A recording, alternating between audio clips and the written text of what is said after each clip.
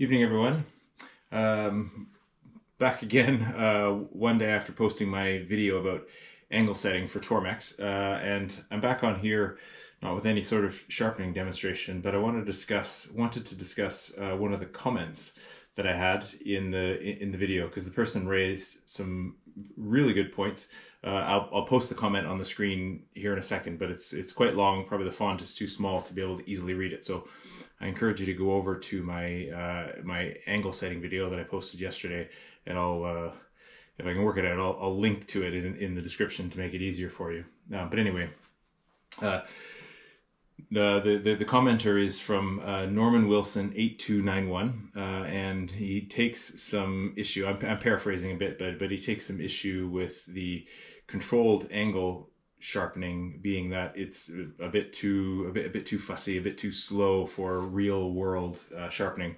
I think he raises a lot of good points here, but also I actually want to discuss some of those points, because I think there's some really important things that we ought to be talking more about as sharpeners. But anyway, I'm going to read you the comment, and then we'll pick up some points therein. So Norman Wilson says, "This method, devised by Vadim, is just far too intricate and complicated for the average blade sharpener.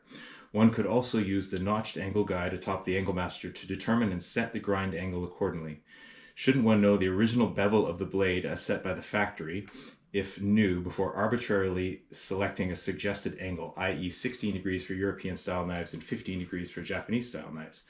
I recently sharpened several Wenger chef knives and found their original ground angle to be 20 degrees per side and ground accordingly.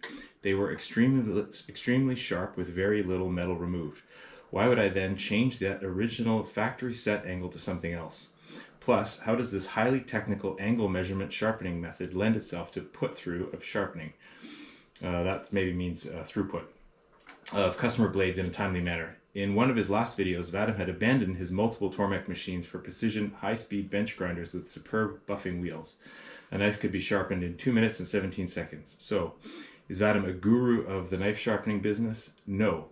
He made his reputation and YouTube money, starting with Tormek grinders and then moved on to the real money, commercial sharpening. Unfortunately, you too seem to have fallen into the Vadim discipleship. Sharpening is a basic procedure, been around for thousands of years. Get the blade sharp to serve its intended purpose.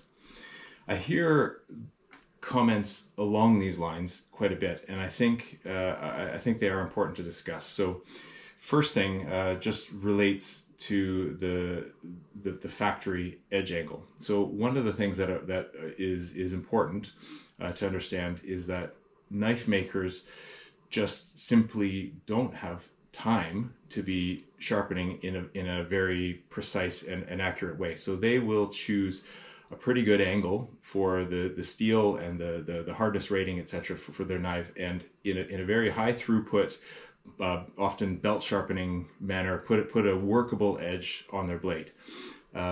When you take a brand new knife, when you take a factory edge back to your workshop, back to your home, etc., is it sharp? Yes. Does it feel very good, and is it very well suited for its job? Yes. Can it be made sharper? Absolutely. Every single time. Does every person need it to be sharper? No, of course not. It's as we'd say in the UK, horses for courses. Sharpening is one of those trades where there will be people who will appreciate the extra effort that goes into putting a very fine, well-honed edge on. And Vadim's work and plenty of others have shown that honing in particular gives the longevity to an edge. So you can sharpen quickly and you sharpen twice, or you sharpen once and get some longevity out of the edge. I see it as a bit like getting a haircut, right? You can spend the same amount of money on a haircut as you might spend buying a sandwich, or you can spend an amount of money on a haircut as you would buying a television or a laptop computer for your home, right? Everyone gets their haircut, but there's a huge range of services and of quality and of workmanship that you're offering at those differing price levels. So we don't all need to be working at the high volume, low price model. Absolutely there is a place for that. And wouldn't it be amazing if we could sharpen a knife for 10 pence or 10 cents in the US, and everyone could just come to you daily with their knives. But in practice, that's just not the reality for a lot of people. So I encourage anyone that asks me for advice about a sharpening business, and that's not very many people. I don't want to sound like a grand mentor of sharpening, but figure out what your time is worth, figure out what level of service that you can offer, and set your prices accordingly. Don't just assume that if I'm going to be a knife sharpener, my prices have to be extremely low and I have to constantly have a pile of knives next to me ready to sharpen. If you can offer a premium service that customers can recognize and appreciate, then they will come to you. They will find you, and you can spend more time on a knife. I of course have seen those videos that Norman is referring to with Vadim's high throughput sharpening that he developed just towards the end, but before his passing. But I think, well, 2 minutes and 17 seconds is an extremely impressive result, but I don't think that Tormek sharpening necessarily needs to be 20 or 30 minutes like some people assume. There's some very highly performant protocols that you can use on a Tormek where you get a knife extremely sharp for in 10 minutes or less. Coming back to the factory edge angle point, I've done a video on this not that long ago to show about why it's worth, if you have the time, and if you're running a business, you need to be able to charge enough to justify the time, but why it's worth taking the angle to a more performing bevel than the factory edge. So 20 degrees per side is a useful cutting tool, but it's not as sharp and it's not as long lasting as, for example, 15 degrees. So I made the case in one of my earlier videos about how sharpening to 15 degrees not only gives you a sharper knife, but it gives you a longer lasting edge. If you only have experience with 20 degrees per side, it's going to feel very sharp when you take it out of the box brand new, or if it comes back to you sharpened from 20 degrees.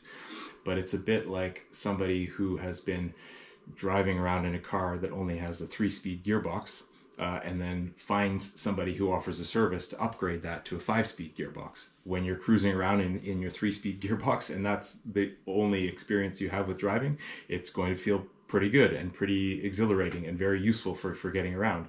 But suddenly, for a little bit more money, somebody drops a 5-speed gearbox into your car, and your world is transformed. Now, nobody's world gets transformed by having a sharper edge, but I think the analogy fits that. If you've only experienced 20 degrees per side, it's going to feel sharp. It's going to feel like a good edge. But once you try 15, you may never go back. And so I don't think we need to, as sharpeners, blindly follow the manufacturer's edge all the time. Sometimes, because it's our specialty, because it's what we do all the time, we can add some value to the process by improving on the edge that comes with the knife. Anyway, I wanted to post this because I thought it would be way too difficult to try and write this all out as a reply to the comment, but I appreciate the comment enormously, because I think it opens up some really important discussion topics that sharpeners should be talking about a little bit more often. So hopefully this video is useful. Maybe there'll be an additional reply from Norman. I'm not sure, but thank you, Norman, for opening up this realm of conversation. Anyway, that's all for now. See you again soon.